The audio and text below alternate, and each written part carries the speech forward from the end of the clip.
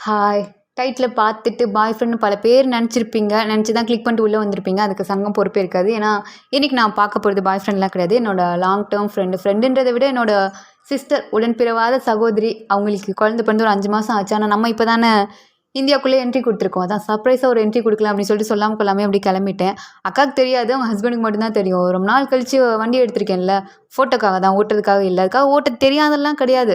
எதுக்கு கூட நம்மள நம்பி ஒரு ஜீவன வேற அனுப்பி வைக்கிறாங்க அவங்க அம்மா, அப்பா.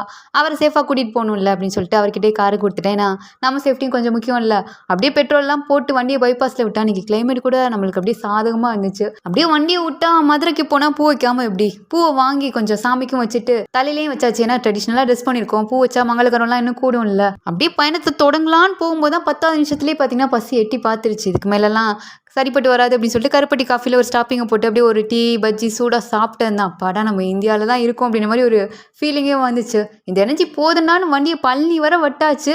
சர்ப்ரைஸும் குடுத்தாச்சு. ஆனா எங்கடா சர்ப்ரைஸ்ன்னு கேட்டிங்கன்னா, யாரும் முகம் காட்ட விரும்பாததுனால வீடியோ எதுவும் பதிவு செய்யல. ரொம்ப சாரி. ஆனா ஒண்ணு இந்த மாரி நம்ம ஒருத்தவங்க வீட்டுக்கு போம்போது என்னதான் ஹோட்டல்ல விதவிதமா சாப்பிட்டாலும், கெஸ்ட்டா ஒரு வீட்டுக்கு போய் பிரியாணி சாப்பிடுற அந்த ஃபீலிங் இருக்குல்ல, அது எங்க கிடைக்கும்? அருமையான சாப்பாடு, அதோட எண்டிங்கில ரசம்லாம் வச்சு முடிச்சதும் அப்படியே செம்மையா சாப்பிட்டு ஒரு சாட்டிஸ்ஃபேக்ஷன் இருந்துச்சு. குட்டி தங்கத்தையும் பார்த்து நல்லா கொஞ்சிட்டு, கொஞ்சம் கலந்துரையாடல்லாம் பண்ணிட்டு, ரொம்ப வருஷம் கழிச்சு மீட் பண்றோம்ல. ஸோ அப்பப்போ அப்படியே அந்த காசிப்பெல்லாம் பேசிட்டு, மனசும் வயிறும் நெறஞ்சு போய் தான் ரிட்டர்ன் ஆனோம்.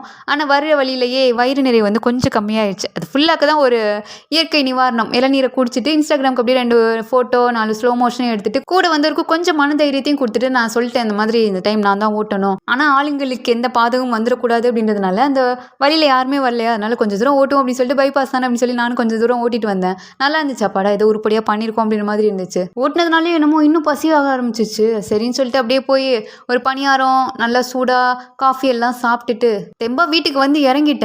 ஏன் இவ்வளோ அவசரமா உள்ள போறேன் அப்படின்னு சொல்லி நினைப்பீங்க. என் லட்டு குட்டி பெரியமக வெயிட் பண்ணிட்டு இருக்கோம்ல, அந்த பெரியம்மா யாருன்னா நான் தான்.